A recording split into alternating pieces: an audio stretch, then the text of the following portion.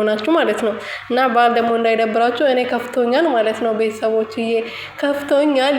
የዛሬ ዓመት እናቴ ጋር ነበርኩ። እናቴ ጋር ባይሆንም ቤተሰብ ጋር ነበርኩና አሁን ዛሬ ከፋኝ ታውቃላችሁ። ለማንኛውም ወሬ አላበዛባችሁ። ጽናት ክፍል 151 እንግዲህ ተለቋል። ክፍል 151 ላይ በቀለ ታስሯል። እንኳን ደስ አለን፣ እንኳን ደስ አላችሁ ማለት ነው። ምክንያቱም ጽናትዬ እንዳትታገት እየፈራን ነበርና በድብደባ ባደረሰው ምክንያት በተለይ ደግሞ ጋሽዬንም ስለመተዋቸው ስላሰቃዩዋቸው በዛ ምክንያት የተነሳ እስከዛሬ በጣም ታግሰውናል። በጣም ታግሻለሁ ብላለች ጽናትም። በተለይ ደግሞ ኪራዬንም ከዚህ በፊት አናቱን ብርቅስ አርጎበት ነበረ በዱላ ማለት ነው ለሁለት ሆኖ። ስለዚህ ቅዱሴንም እንደዛው ሰድቦት ነበር ከብዙ ጊዜ ተደጋግሞ ማለት ነው። ከዚህ በፊት እንግዲህ ጽናት እንድታገባው ተስማምታ ቢሆንም እምቢ ብላ ገጠር ከተማ ከገባች በኋላ እሱ የራሱን ሚስት አግብቶ የራሱን ህይወት እየኖረ ነው። ስለዚህ ጽናትም ደግሞ የራሷ ህይወት የመኖር መብት አላት ማለት ነው።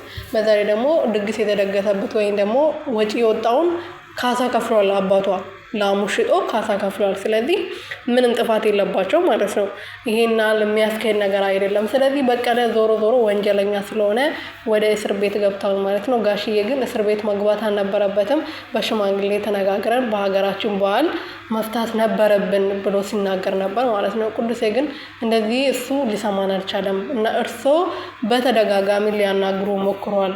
በሀገራችሁ በዓል ልታናግሩት ብዙ ጊዜ ሞክራችሁ ነበር ግን አልተሳኩላትም። ስለዚህ ከዚህ በላይ ደግሞ እርሶም መጎዳት የለበትም፣ ጽናትም መጎዳት የለባትም። ጽናትም የራሷን ህይወት የመኖር መብት አላት ብሎ ሲናገር ነበረ። ጽናትዬም ከዚህ በኋላ ለሰው ማዘን የለብም። ለሰው ስታዝን ነው ሁል ጊዜ ከሰው በታች ነው የምትገኘው። ስለዚህ ለሰው አትዘን፣ ሰው ለአንተ ካላዘነልህ ለሰው አትዘን ብለዋለች። እውነቷን ነው። ምክንያቱም ሁሉም ሰው ይታገሳል። ትዕግስቱ ግን ሲሟጠጥ ሁሉም ሰው መወሰን ያለበት ውሳኔ ይወስናል። ስለዚህ ጋሽዬ እውነት ነው የወሰኑት። በቀለ እስር ቤት መግባቱ ጥሩ ነው። የበቀለ ወንድም ግን አካኪ ዘራፍ እያለ ነው። ወንድሜ ታስሮ እናንተ እዚህ ቁጭ ብላችሁ ምግብ ትበላላችሁ ወይም ደግሞ ቁጭ ብላችሁ ተሰብስባችሁ ታወራላችሁ፣ ዋጋችሁን እሰጣቸዋለሁ ብሎ ፎክሮ ነው የሄደው። እንግዲህ እንደዛም ሆኖ እንግዲህ ጽናትና ኪራዬ በጣም ደስ ብሏቸዋል። ጽናትዬ ዛሬ እንግዲህ ከምሩዬ ጋር አውርታ ነበር በስልክ ማለት ነው። በዛ ላይ ደግሞ አለሜ ልጅ ህይወቴ ልጅ የትም ብሄድ እኔ ደስተኛ ነኝ። ስለዚህ ኪራዬ ከኔ ጋር እስከሆነ ድረስ ወደዛ መመለስበት ምክንያት የለም ብላ በስልክ ስታወራ እንግዲህ ኪራ ከጀርባው ነው ሲሰማ ነበር እና በጣም ነው ደስ ያለው ማለት ነው። ደስ ብሎ ጽናትዬን አዝሎ ሲያሽከረክራት ነበር እና እናንተ ዛሬ ደግሞ በዓል አንድ ላይ እያከበሩ ነው። አንድ አይነት ቀሚስ ለብሶ እሱማ ልብሱን ለብሶ እሷም አበሻ ቀሚሷን ለብሳ ከኪራ ቤተሰብ ጋር ይሁን ከኪራ ቤተሰብ ጋር ይመስለኛል። የኪራን አባት ከዚህ በፊት አይቼዋለሁ በአዲስ ዓመት ላይ ቪዲዮ ማለት ነው። እና ዛሬ እንግዲህ እንደዛ እያከበሩ ነበር። አጭር ቪዲዮ ቲክቶክ ላይ ለቆ ነበረ እና ያው ደስ ይላል።